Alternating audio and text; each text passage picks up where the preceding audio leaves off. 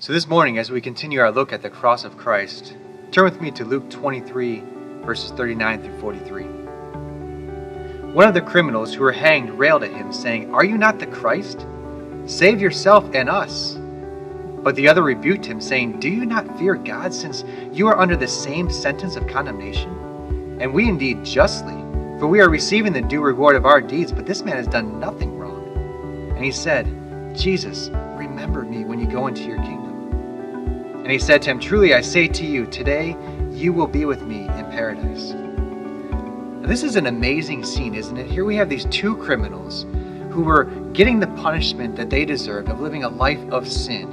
And in the middle of these criminals is Jesus, the perfect Son of God, the one person in the history of the world that was deserving of no punishment. And yet each of these men were about to receive the same fate. They were all about to die on the cross. And these two criminals, as they're hanging there next to Jesus, they both hear Jesus cry out to God, asking him to forgive those who were crucifying him. Both criminals see the sign above Jesus' head that reads King of the Jews, and yet both criminals have very different responses to Jesus. We see the first criminal who selfishly tries to use Jesus to have him save his own temporary physical life when he cries out for Jesus to save himself and us. But then the second criminal has a very different response.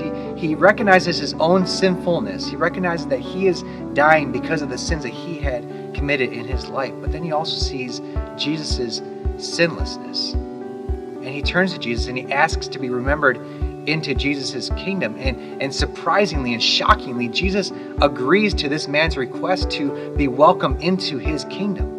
Now, how could Jesus do that? How could he welcome in a man to his kingdom who had lived his entire life in rebellion against God? And yet at the last moment, right before he's about to die, he asks Jesus to remember him in his kingdom. How is that fair?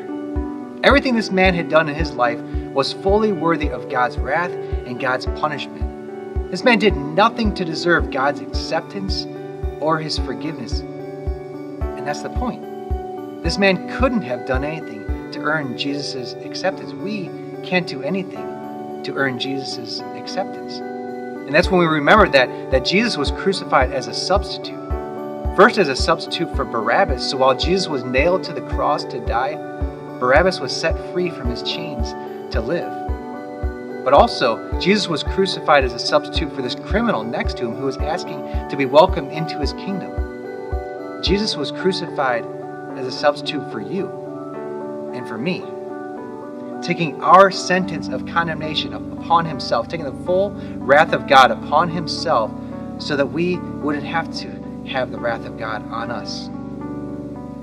And that's the beauty of the cross. By looking to Christ, no matter what your past has been like, no matter how long you've lived in rebellion against God, by looking to him, trusting in his finished substitutionary work at the cross, we too can be accepted by Christ. And we too will one day be in paradise with him.